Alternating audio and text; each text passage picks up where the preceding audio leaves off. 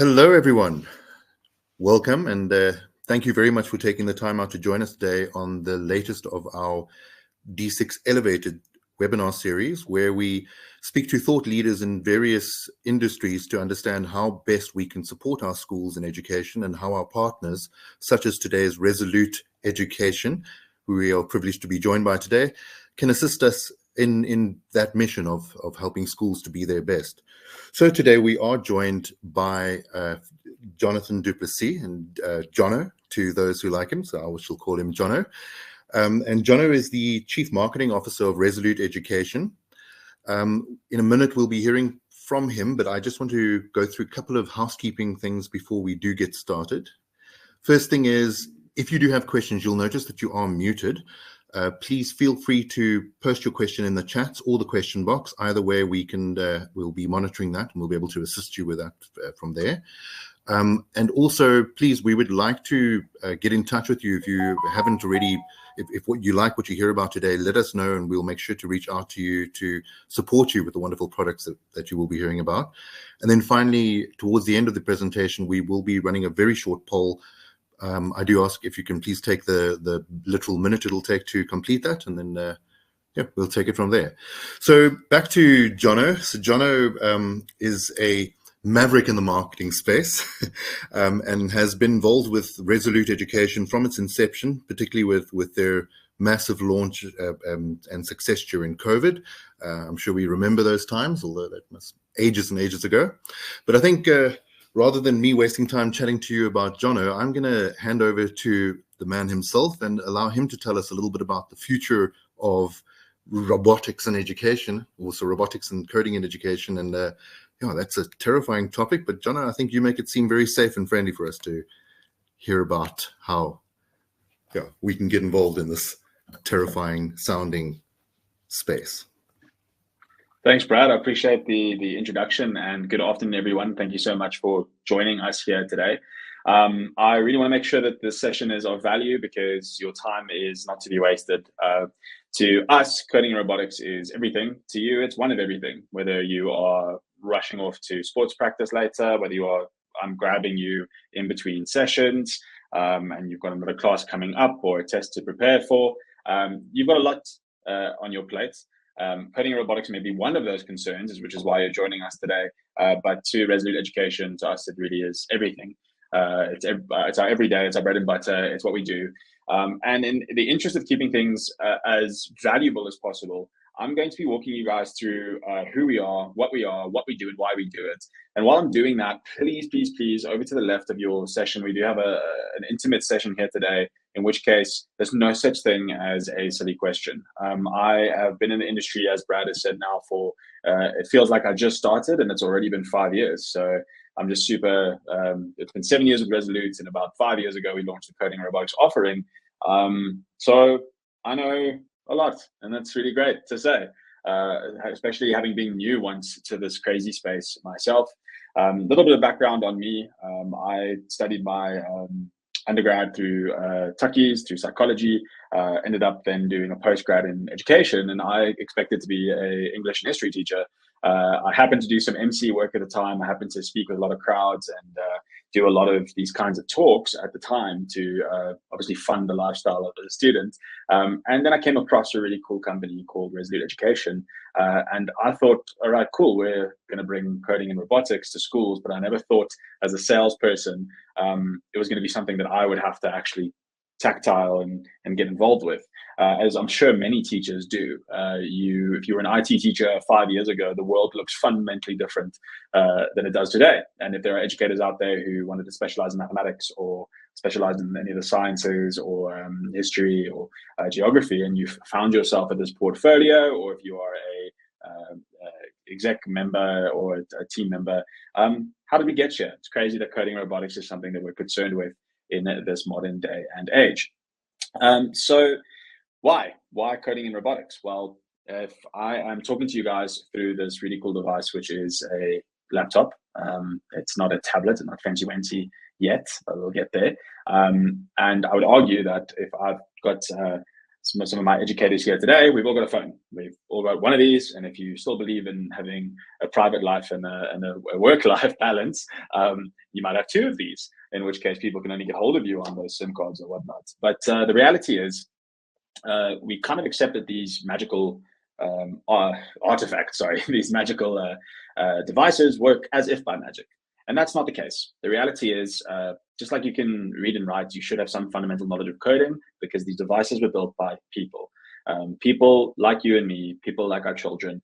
And I think that the fascination with technology and how much it's grown pretty much overshadows how accessible it actually is. We're like seeing the crazy stuff that is available to us as consumers. We're seeing the crazy innovations on YouTube and on the news. And we are almost passengers instead of participants. We're saying we can't get involved. We can't actually, hop on and we'll just wait for the Elon Musks and the Steve Jobs to deliver to us the next bit of exciting, crazy tech.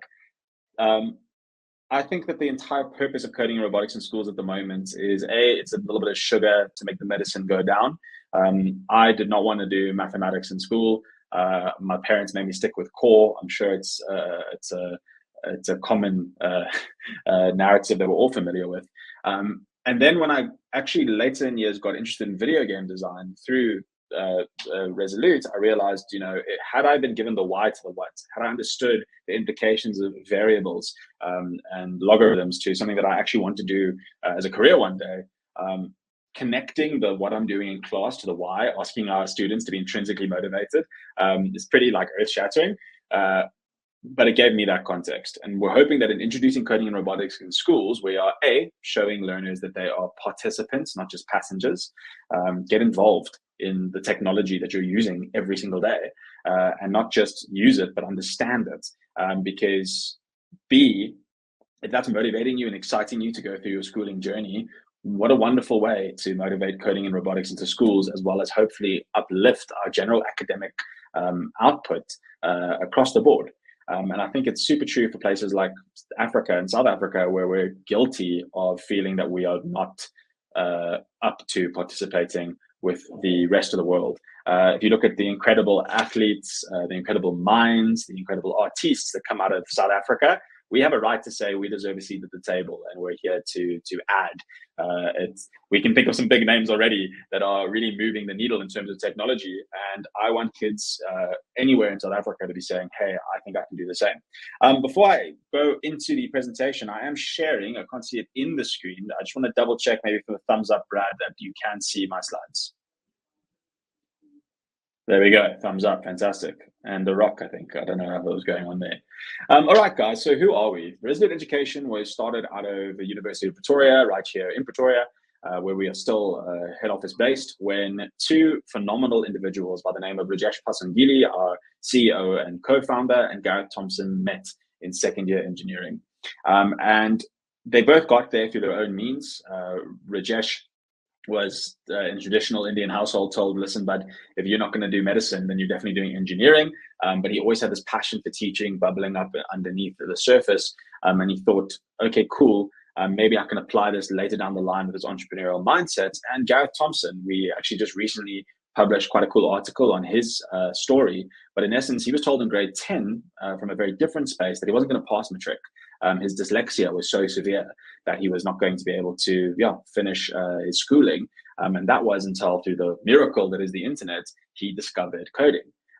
It just sat with his brain in a way that was completely different to anything he'd worked with before. And he was like, whoa, I can actually manipulate this space. I've got a lot of friends and even former students near and dear to me who have struggled with dyslexia.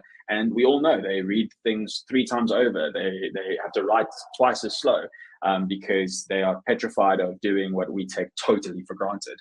But this galvanized his studies to say, I can do well in this space, to the point where they're both sitting next to each other and they're saying the same thing I said at the beginning of this presentation. Why, if we did so well academically to deserve a seat in this lecture hall, are we struggling with these concepts? Where's the bridge between high school and tertiary institutions, especially with technology? Because we're kind of getting to a point there at 18 or 19 years old where there is a steep drop-off unless you took IT. And even then, what you're learning theoretically there is not necessarily translating to an engineering space.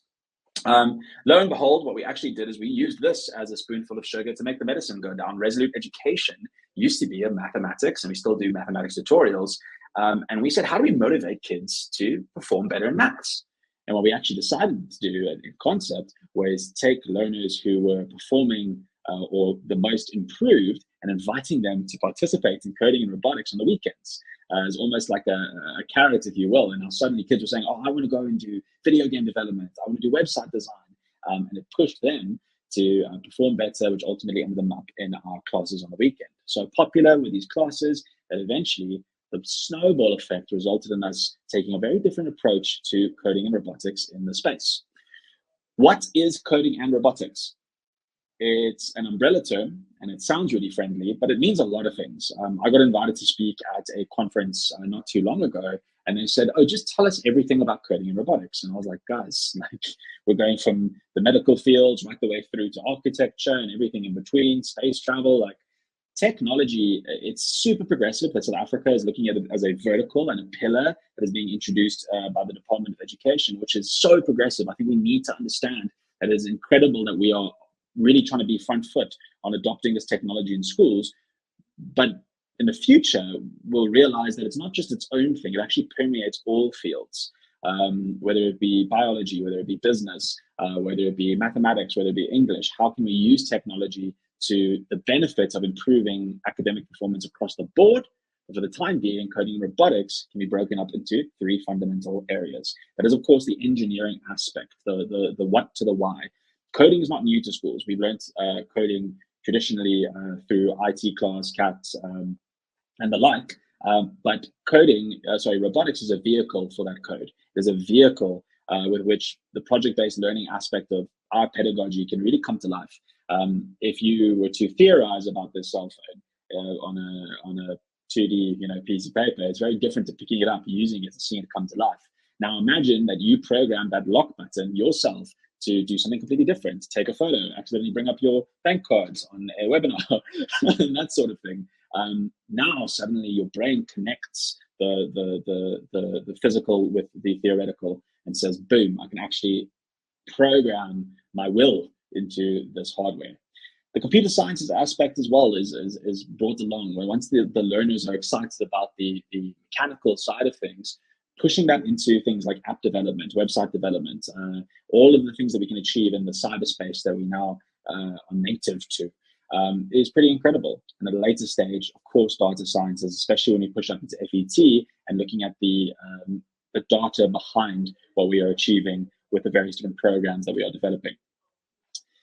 But before we get into how we integrate with schools, I want to say something upfront.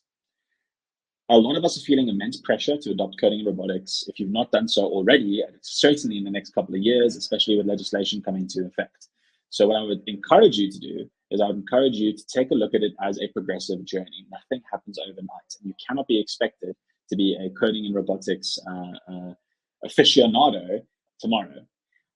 It's a journey, it's a process, and we take it quite seriously, even though we try to, the brand try to be fun and try to be playful. At the end of the day, if academic performance is getting involved, if it's being adopted officially on report cards and then having academic grading, we need to take it seriously. It's no longer just about the novelty of does it light up, does it whistle, is it fun? We are initiating coding and robotics with our schools, usually around that first year. Just taking that step means that you're ahead of probably 95% of the country in formally adopting some form of coding and robotics in schooling, which is fantastic. Great move. Does it mean you're going to get it right straight away? Absolutely not. And in fact, I would encourage you to look for more ways to break the system than get it right on the first try, because that's your teething phase. You're figuring out coding and robotics and implementing it into your schooling system. When we first built our curriculum, we built this robust 40-hour curriculum every year, and every school we went to said, absolutely not. We can't. You might have red week, blue week. You might have a 10-day cycle. You might have a term where it's a specialist subject that gets a lot of attention, and then they switch over in the next term. No two schools are the same, and therefore it's going to take a few attempts at fitting on the shoe before you find the pair that suits you. Moving on to integration in year 2, now you've worked out some of those kinks. Now you are brushing off some of the dust from last year, and you're saying, you know what, this isn't my first rodeo. I am feeling a lot more able about tackling coding and robotics going into that year 2. So by year 3, it's old hat. Now you're like, actually, I've gone through the teething pains. We've had a year on year. I can look back at my learnings. In fact, I'm probably teaching some of my staff how to do what I was scared of doing those 2 years ago. I'm ready to innovate and collaborate with other schools, compete in competitions. I've attended some really, really wonderful competitions the last couple of weeks. And you deserve to be there. Your school deserves to be there. Your students deserve to be there. What we did was we took a look at the time at all of the hardware that was available to schools. Some that you might recognize, like the Bbots, microbit controllers, drones, 3D printers, Raspberry Pis, everyone's favorite thing to say. And we said, okay, cool. What are the learning implications of these devices? And one of the key issues we identified in schooling is the drop off between devices. So what do I need to do between a Bbot and a microbit? What do my students need to understand in order to make that jump? There was nobody really connecting a silver thread from A to Z and how to approach this space. So too with coding. Some of my IT teachers probably know more than I do at this stage, but programming is not all created equal. Just like hieroglyphics versus Mandarin versus our Latin alphabet, different languages or different programming languages are better or worse at different things. And to say we're doing coding robotics, but you only do one programming language is a bit like saying, oh no, we have a thriving language department, we only teach English. Reality is that there are easier languages to learn and there are more complex languages to learn. Block-based coding is the perfect starting point for anybody, even myself, as a novice going into coding and robotics. And then you want to really build up towards more industry-relevant coding languages like your C#, your C++, your Python-based programming, HTML, and all the likes. I know it sounds like I'm just rattling off a laundry list, but they all have their applications. They all have their strengths and their weaknesses. And you want to make sure that you are adopting some sort of program that has a cohesive start, middle, and end on that academic journey. What I want to say is this is what it looks like when it's completely played out from foundation right the way through to senior phase. FET, we have a lot of courses available, both hardware and software, but until it is formalized, we are very careful with that space, especially when concerning matric marks. But where you start is not where you end with this approach. For example, we're all starting at different points. Some schools that I have in Gauteng are starting with a intermediate phase level, but they're starting with that in grade 8 and 9 because their learners are just not as comfortable with code as maybe some of the other schools in some other regions, whereby we have one of my schools, shout out to Law School Fairland if you're around, who are doing our senior curriculum at a grade 6 and 7 level because the kids have taken to it like ducks to water, which is just really amazing. So when you speak to any of my team, you speak to me, it's about finding the best starting point for you. You can always make things harder. It's difficult to make things easier. We'll do our very best to water it down. But at the end of the day, you need to start where you feel comfortable and be open to learning with your learners, which I'll touch on in a little bit. What specifically does Resolute now offer, now that I've spoken a bit about why coding and robotics and who we are? We offer a 5-part structure that I'm going to try summarize in these slides. And again, if you're still like, cool, great speech, Jono, not fully on board with what you're saying, can you reiterate? We'll come back. First and foremost, we have the hardware. The focal point of coding and robotics is having the robots in the classroom, having a what with which you can exercise your will upon and upload your code to execute really cool functions, which I will go into a little bit, as well as our books, the tangible, physical, student guides and facilitator guides for every age group, available in English and Afrikaans. They have been hugely successful through our publishing partners. Oxford University Press, we're really, really proud of the activities that we have in the classroom, especially when you consider that there's all this talk about coding and robotics and we've got load shedding. So how do you continue to teach a subject when the lights go off if it's intrinsically connected to electricity, while there's some workarounds to make sure that the curriculum still progresses? Then it's our licensing. Our licensing on an annual basis allows you access to our LMS system, which I'm going to show you guys in a little bit. We did launch, as Brad noted, during COVID, and the best part with the 20 schools that initially backed us is that all 20 finished their coding robotics curriculum that same year, even with everything that was going on. And that was because we had, I think we got over 4,000 hours of videos, video content for every single one of our tutorials, also available in English and Afrikaans, so that the teaching continues, even if the classroom isn't necessarily present. And now that we're back in our classrooms, it's a wonderful tool for, in year one, you to learn behind the screen with your learner. Year two, you can start to traditionally teach some of the areas that you're more comfortable with and lean on the video resources in some of the more theoretical concepts that maybe you're not comfortable with. By year three, a lot of your teachers end up in that more traditional space where they are fully teaching the class, and the videos are a resource for study or self-paced study, or reviewing the various content. Also, and I mentioned it earlier today, I don't take your time for granted, you have a lot that you have to do. My mother-in-law is a teacher, my parents have both taught. I'm sure a lot of the techs have said the exact same thing, but it's often a Sunday afternoon or evening after Sunday lunch, before we head to bed, that the books are cracked out, the assessments are getting marked, tests are getting set. It's difficult, especially when I chat to some of my teachers. Shout out to one or two, actually, I won't name names, but they're super impassioned by coding and robotics. They're excited. They see that it's benefiting their kids, but they come to me and they say, John, I would, if I could only have to do this, I would do this all the time. I would always be writing new lessons and new projects for my learners to learn about coding and robotics. But the problem is, when I set it, I write it, and I arrive on the Tuesday coding club, they eat up the content that I've made for them so quickly that before I know it, I'm back on the back foot. We really try to build a turnkey solution, in which case we have assessments, ATPs, presentations, lesson plans, exams, all pre-written for you, so that if you really are bringing on coding and robotics, let's say after budgeting in October, between that period of that and January, you don't have to lift a finger. You really have to turn a key. Once you're on the platform, which I'll show you guys shortly, you have access to everything you need to really get started tomorrow. And then last but not least, the facilitator support as part of this licensing suite means that you have unprecedented access to my team.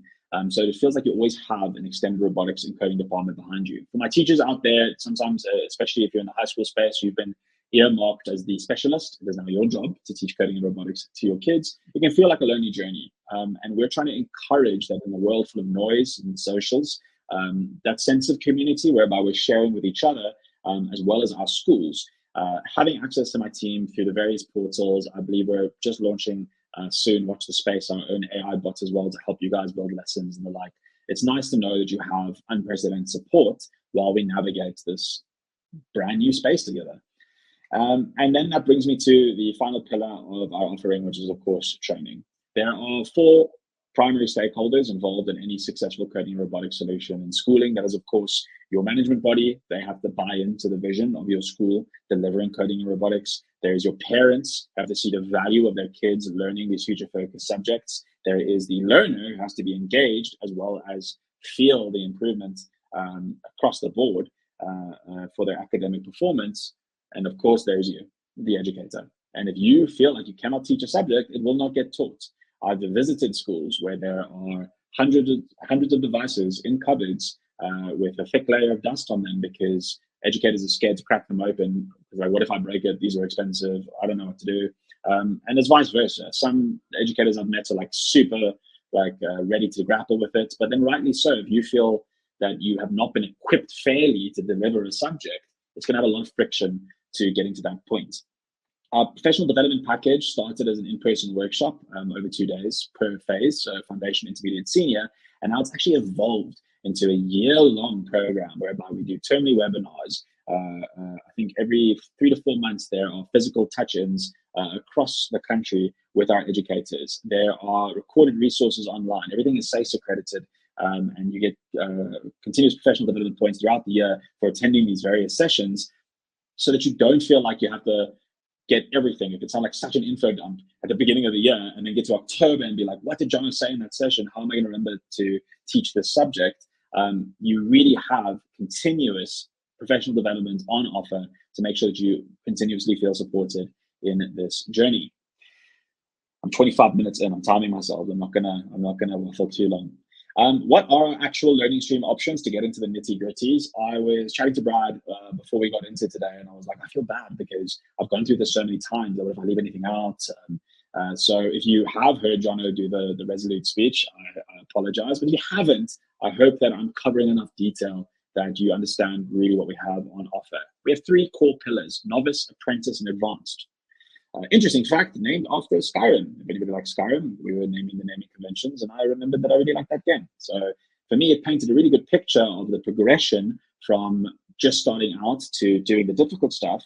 But why name these instead of giving them grades? At the time when we were developing the content, we did not want learners to feel that if they were starting with grade 4 or grade 5 when they were in grade 9, that they were any less educated than the reverse. We kept the names agnostic until the CAP syllabus is signed off because we want learners to not feel that they're ashamed for where they're starting. It's about where they're going. It's about adopting that. So you're going to hear me talk about novice, apprentice, and advanced a lot. That's essentially your foundation, your intermediate, and your senior phase. But these are all interchangeable. One of my primary schools, in fact, started everyone in their school on grade 1. Then obviously the grade 7s smashed through it and eventually got to a natural stopping point, and everything eventually saturated from there. But I really want you to engage in the conversation with me and some of my team members as to where to start for you. We kept it agnostic for a reason. Until it's solidified, we want nobody to feel that they can't start where they are most comfortable. We do have a great unplugged solution in partnership with Oxford, which is pretty cool. I've had parents call me and say, like, my kid is 3 or 4. Are they too old to start coding in robotics? I'm like, you must be joking. But fair question. It's never too early to start, but if we're busy learning to, basic skill sets at the grade R level, that early, that ECD phase, we want activities, we want games, we want mazes that are specifically designed to help with computational thinking and get the young engineers off the ground without necessarily requiring hardware, and using hardware more as a focal point and an exciting point. Once the learners have all done their activity, let's now watch the bot do it. But it is not required at this phase, which is really accessible to a lot of our educators. I'll give you an example. One of the activities we do is we have a maze, and the one learner will write down the instructions on that piece of paper. So 3 blocks forward, 2 blocks left, and try and navigate their mates as the robot through the maze. And if there's an issue, they come back and they change the instructions on the directions to get the pirate to the treasure chest. Now, that is sequencing, putting your instructions in a linear manner. Looking at where it went wrong, deleting that code and correcting that code is technically debugging. So that when learners start to get into grade 1 and 2 and 3, and they're actually using block-based coding, they're primed to think in this manner. Here's just some of the examples of some of the activities we do with pattern recognition, which really helps with some of the learning outcomes. If you look at subject integration as well, finding time for coding robotics is also a massive issue. So if you know that it's supplementing other learning outcomes in other subjects, it's a super huge bonus. We start with something called toy-based learning. Toy-based learning is anything that is self-contained, let's say a little bit like the cell phone, where you really don't need to get into the wires and you don't need to get over-involved in the build. It's about learning about the inputs, processes, and outputs. And our mascot at this stage, if anybody follows us on our socials, is Novi, the novice bot. And he is a toy, or she, or they, I've actually never asked Novi, is a beautiful device that has various inputs, processes, and outputs going off, so that your learners can begin to upload using block-based coding, very similar to Scratch, into this device. This is the foundation phase, where we spend grade 1 and 2 with Navi, and in grade 3, we expand to some external devices, because in building a robust offering for the grade 1 and 2 level, we sacrificed some build quality, and kids want to tinker. They want to add. As soon as they see something that's as is, they're like, cool, that needs a hat. In which case, you want to add additional components and start to explore the creative side of the coding and robotics narrative. Moving on to the apprentice phase, which is our foundation, intermediate phase. I hope I'm not confusing anybody. We're now at grade 4-ish level on average, and we're starting to use something called a microbit. A microbit is a microcontroller, like what we've heard of before, Raspberry Pi or Arduino. And it is self-contained in the sense that it doesn't have a lot of wires and it doesn't require breadboards. They've actually put a lot of the inputs, processes, and outputs on the microcontroller itself, because we want our learners to start to grapple with more difficult concepts at this level, but not get overbogged on electronic theory. It is a really, really wonderful device, and this is probably my highest recommended starting point for most schools is around this apprentice range, because you can program a microbit with block-based code and with text-based code, which means that if you're using it for your intermediate phase, you can then use the exact same device for your senior phase, but you just flip the switch. In fact, if you go to the Make Code environment, I will share a link on the chat later. It's a free environment to use. It's got a free simulator inside, which is great. And you will see that you can toggle between, I believe it's Python and double check the other one. But what's even cooler is through the Resolute platform, you get access to those IDEs anyway, in which case you can toggle with our devices.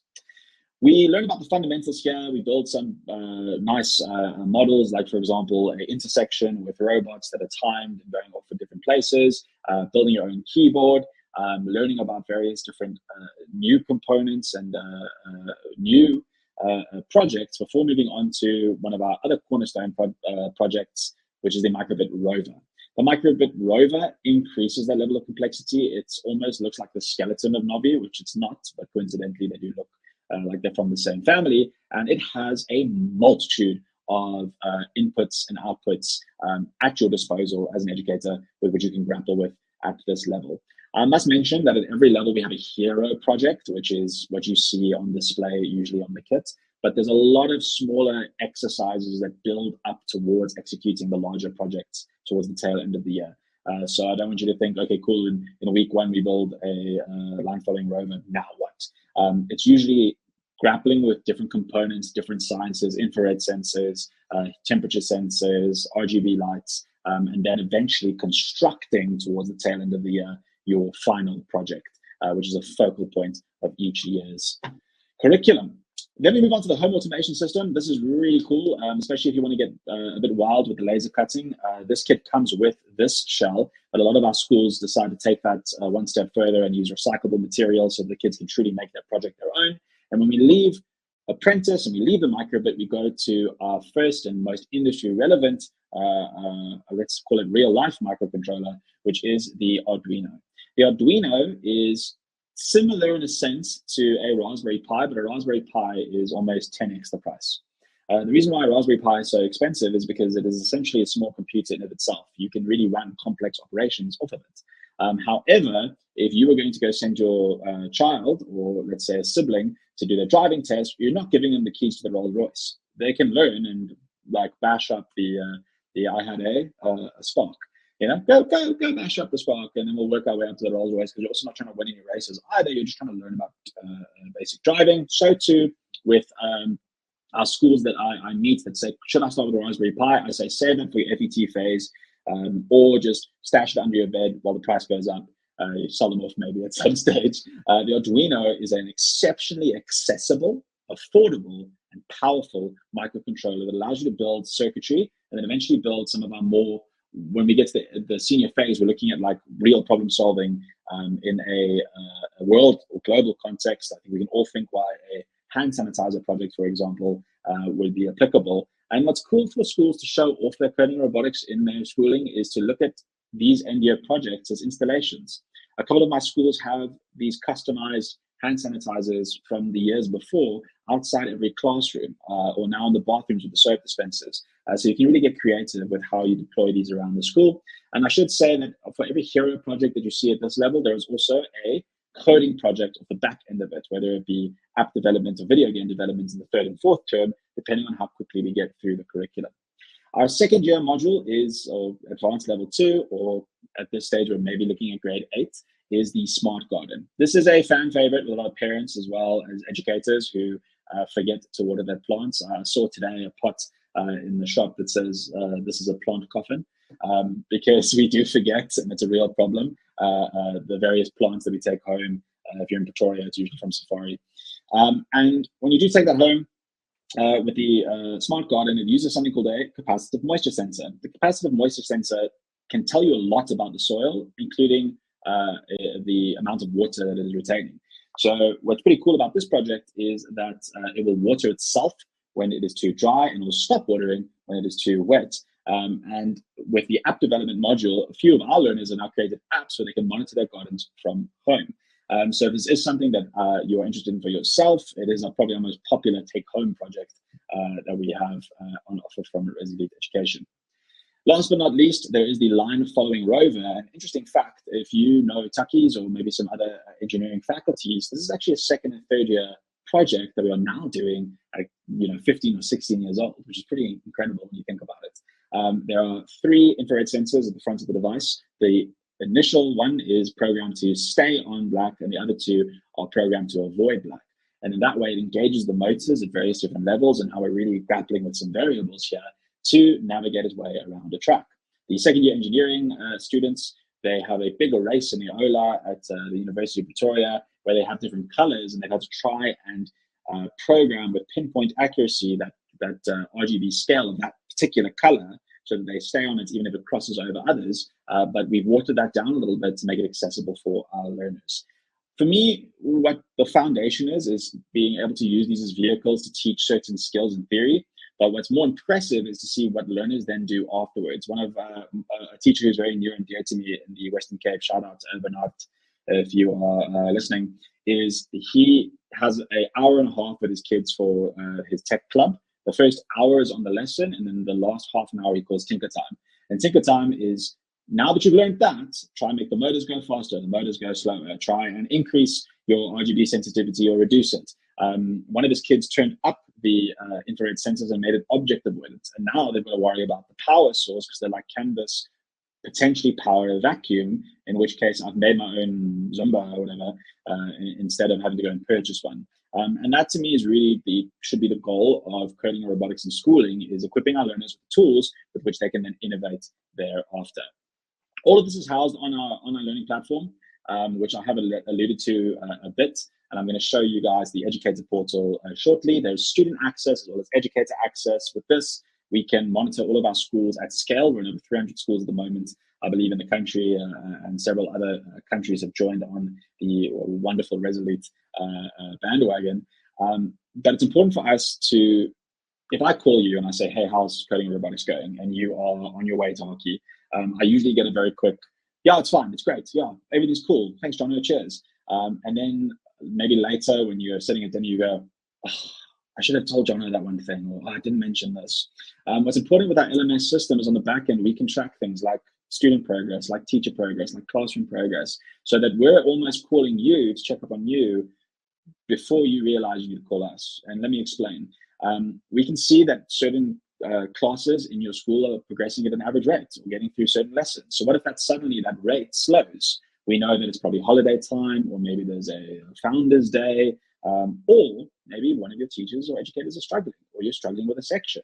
I think it's a lot more proactive to then receive a call from us before you even know it and say, hey, we noticed something's wrong. And you go, well, that's crazy. Yeah, I actually am really struggling with this concept. Can you guys help me out?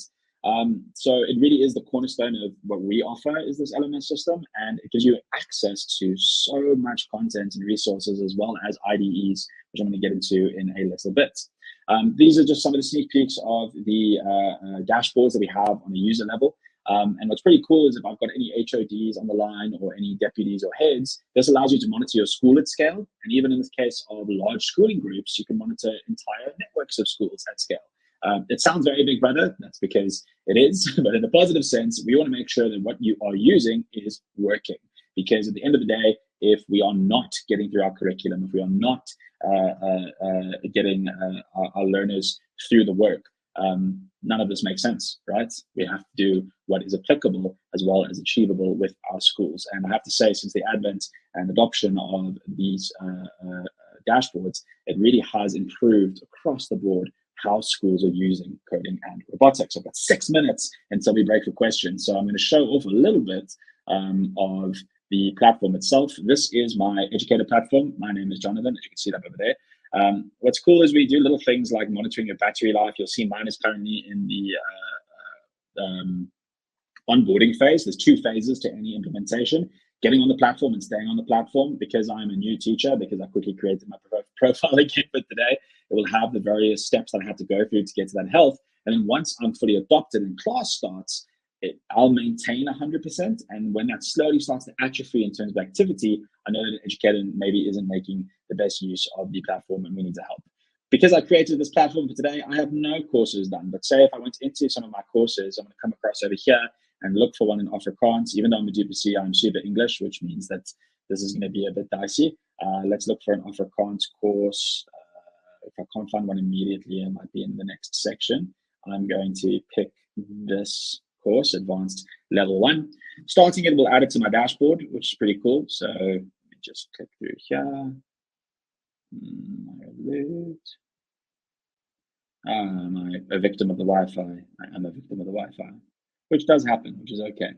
While we're waiting for this page to load, we're going to be going through a little bit of the content on the left. We have our professional development certificates, which you'll be able to go through all of the different professional development courses that you've done. You get full access as an educator to... You get access to full suite of your courses. However, you select what you're going to use for your learners, and then they can only gain access to that curriculum, because as soon as I'm told what I'm supposed to be doing, I immediately think of what I'm not supposed to be doing, and I end up on the courses that I'm not necessarily supposed to be using. So it's good to have that level of control from the back end. Various certificates at the end of the year you can print for your classes to get through.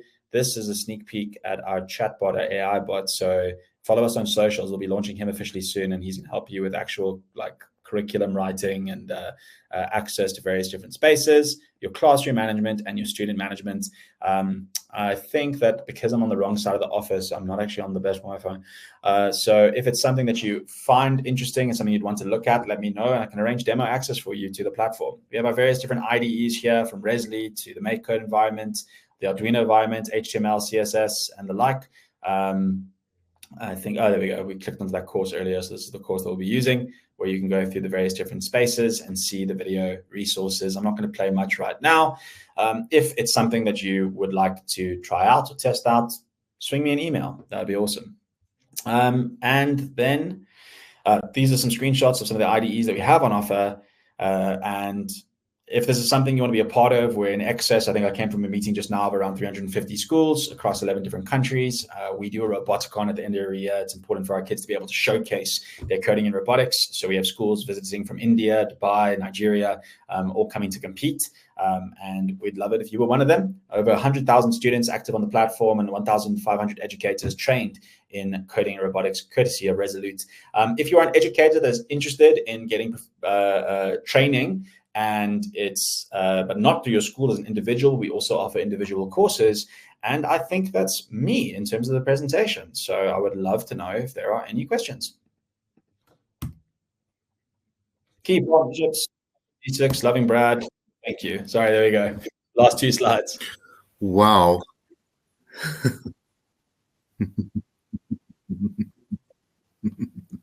Wow.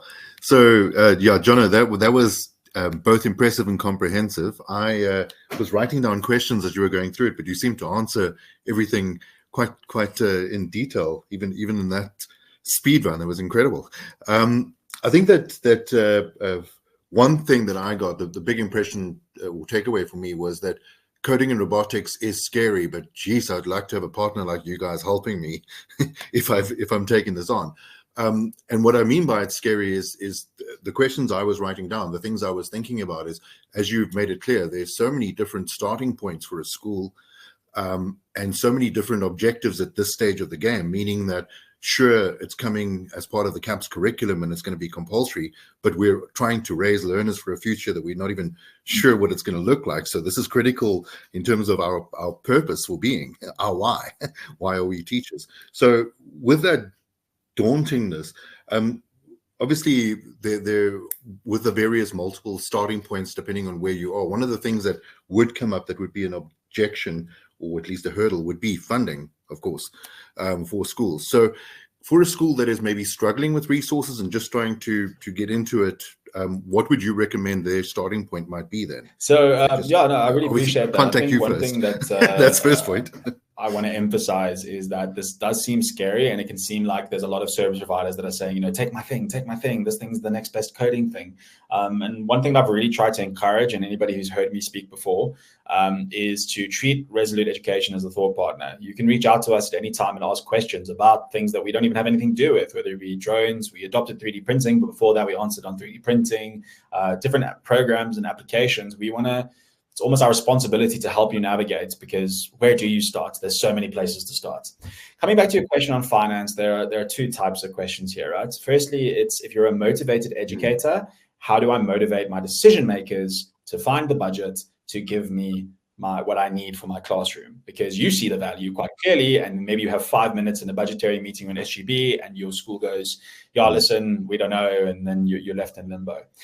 For me, it's about finding the value in return for the school based on offering a coding and robotics system. Then they will find the funds if they see it as something that is helping put bums on seats, helping grow the school. It's really about framing the cost rather than saying, oh, no, it's just too expensive. Because if you view it as a negative line item, i.e., oh, we spend this much and we get X, Y, Z, you've already lost half the battle. What you should be saying is, as a coding and robotics school in our community and as a first mover, what kind of students are we attracting? What kind of opportunities for generating funding do we now gain access to that we didn't have previously? But then the second question is, you're still at that stage where you're like, I'm excited to start coding robotics, but you seem expensive, Jono. You seem like there's a high cost barrier here. We've taken a really, really special focus on creating this package. And what we've also done this year is we've introduced multiple packages at fragmented levels so that there are multiple starting points at multiple different costing brackets. We have individualized licensing for a single learner. We have phase adoptions. We have club adoptions. We have I think it's about 9 to 10 iterations of various costing models to help you get started at the budget that you've set for yourself. In essence, we'll try and meet you where we meet you, because it is an expensive space, and you want to make sure that what you're doing has a natural starting point, but is also valuable, because after a certain price point, you don't want to be adopting something that, as snaps on entry, in which case you're like, oh, thanks, guys, you sold me this thing that ultimately wasn't worth the investment.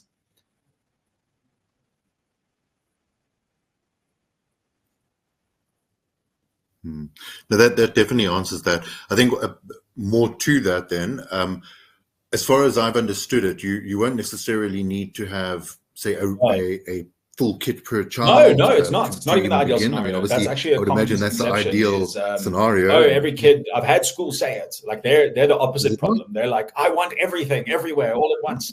And the reality is that's 100% not the approach we should be taking. For me, the more long-term investment that you're making is infrastructure and educators, making sure your professional development is robust. When schools come to me and they say, we've got X amount of budgets, and I'll humbly talk you through it, I say, okay, cool, reduce the kits you require and invest in the infrastructure so that you have a long-term sustainable solution and not 100 kits for 100 students.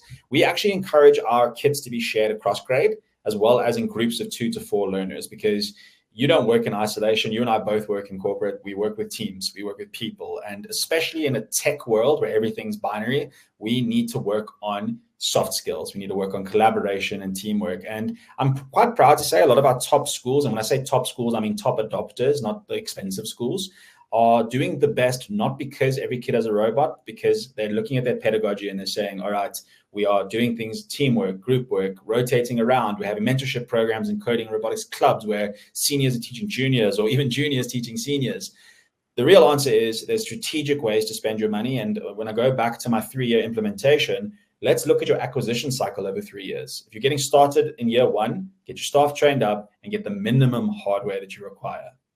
What do I need to teach a class of 20? How can I rotate and use these devices? And maybe you get what we call a teacher kit, which is a lot of spare components for the typical perishables. Anybody who's worked with electronics before knows you can only strip a wire so many times before you don't have wire anymore. So it's nice to have those things on hand.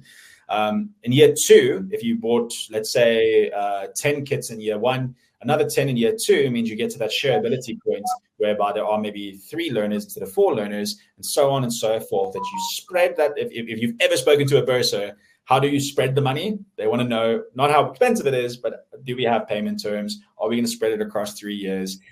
So if you speak to any of my implementation specialists or my regional guys, they'll tell you the exact same thing. We're in it for the long game. So let's be smart with our money.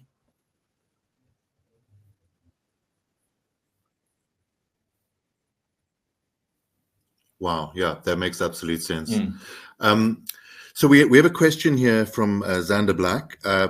Hi, does your program work exclusively with own robotics kits, or can you use it with different kits? So yeah, I'm not obviously you guys have a comprehensive question, platform. because I think that a lot of schools maybe feel a bit tentative in speaking to we providers about other providers, because there's this like unseen kind of like competitiveness of like, oh, we don't want you to work with A or B. I'm quite proud of the fact that in South Africa, I mean, Brad, you know, we have a lot of companies that are starting to collaborate rather than compete. They're saying your thingy covers this problem, my thingy covers that problem, which is ultimately to the benefit of the educator, because now you've got the brains from across the board helping each other in galvanizing your solution. And the schools that I've been to that have 3 things on offer, like top implementers, those classrooms are full of toys, and I say toys respectfully, they're not scared to try new things and integrate new things, so that maybe Resolute part of the year, we've built it so that it works almost like end to end itself really well. But if you came to me and you said, especially if you were being proactive and you bought a lot of, say, some of the, let me use BBots as an example. BBots cover a lot of learning outcomes that my NaviBot covers, except for maybe uploading code directly and then getting to the advanced programming. So I'll be like, perfect, use these for these lessons as some variety in the classroom, and then use my stuff for these other lessons. In which case you integrate some of the other technology that you have on offer. More practically with the platform, you will suffer with some of those that you were like, okay, cool, if you're removing lesson A and doing this instead, that might not work with our system. But in the long term, that's something we really want to do, is we want to be a central point for all of these various different devices and offerings, so that regardless of what you have, our systems and our, more specifically, Mr. or Mrs. Black, judging by the name, if you are looking at, say, the IDEs, the HTML, CSS, Arduino, that will work with other kits if they are the applicable microcontroller. The lessons will be very, very acute to the hardware for now.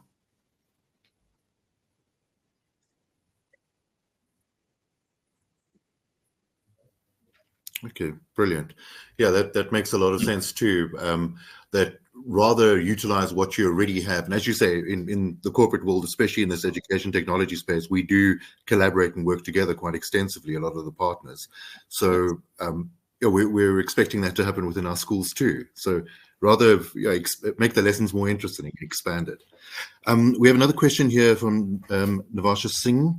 Good day. You mentioned that we can rotate the equipment among the different learners and among different grades. Does that mean after each lesson, the robot model is broken up, and packed away, and ready to be used? Important. And luckily, with 300 schools, we have 300 unique use cases.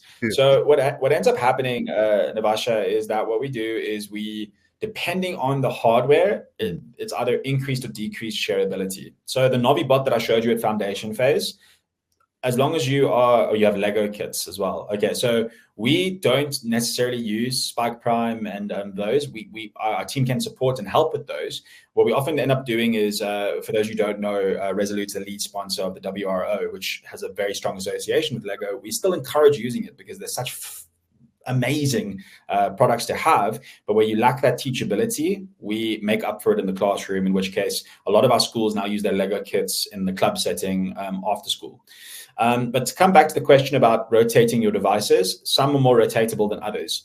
But what we do is we've developed our curriculum modularly in such a way that while one group, say, might need 4 to 6 consecutive lessons to do the autonomous line following rover, those same 4 to 6 lessons are the coding sections for the other group B, let's say. So that after they've done a string of lessons that are strong build components, you just rotate and switch. With things like the microbit courses, which is the intermediate courses, and the novice, which is foundation, high shareability. There's really not a lot of tear down and build up. When you get to the senior phase, you do need some strings of lessons so that you can do a continuous build for, like, say, a group. But luckily, that's why those kits are cheaper. so that we can afford slightly more in that phase, so that we can get a lot of kids who don't want to necessarily tear down and tear up their smart garden. But luckily, that's, if you look at a year long of 40 lessons, that's usually the last 10 to 12, in which case we've got various different resources to help you make sure that you're maximizing your hardware in those instances.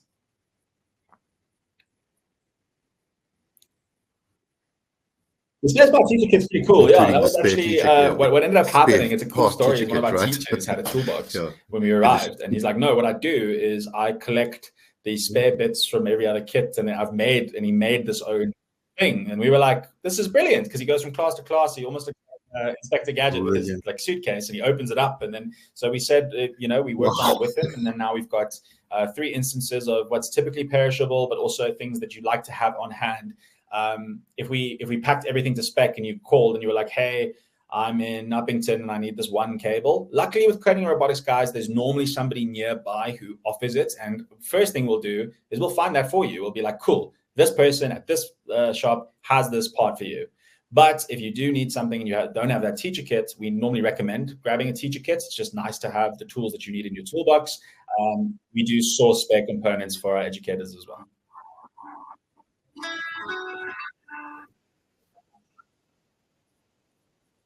That's very, very cool. Yeah, I would imagine also, sure, I'm worried now that we're going to run out of time. I have so many questions. It's so interesting. If I can ask everyone just quickly, we're just going to run the poll, literally 2 questions just for you to answer. I'll tell you straightforward. It's letting us know if you would like Jono and his team to contact you, and make sure if you've got a robotics system in your school already, just for I do, so we know where to start with. Us learning about Jono, you might still have control if you on could the job. There we go. either hand to me or thank you. Yeah, exactly. See, guys, this is the real world. We have to any learners that we're training for the future, they're going to have to collaborate and work like this, no matter what they're going to do, like we all are. Okay, I'm going to start the poll now. If you just take, if I can ask everyone to please participate, we'd really appreciate that, and it'll just take a minute. Awesome. Thank you so much, everyone, for doing that. Much appreciated. And for those that have indicated, Jono and his team will be reaching out to you quite shortly to see how they can assist. So, Jono, thank you so much for today. This was really informative. We have recorded the session. We will be publishing it on our YouTube channel and sharing it widely. So hopefully those of you who would like to share it with your broader teams, and for Jono, you as well. Can see how handsome you look, young man.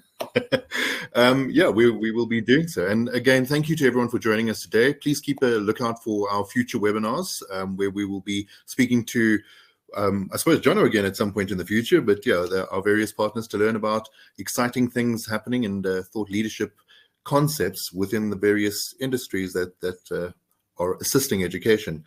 Jono, before one thing I wanted to just ask very quickly before we end off here, do you work with parents individually or only with schools? I mean, just in terms of parents want to purchase this for their kids. Is that something that is useful?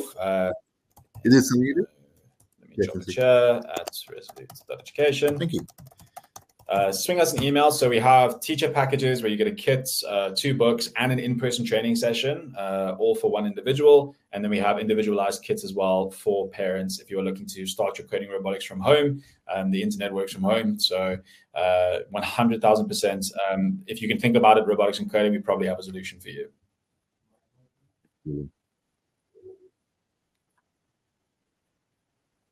Brilliant. That's great. Well, that's it for today. Thank you, everyone. Thank you, Jono, and have a great rest of your Thursday and great weekend. Cheers.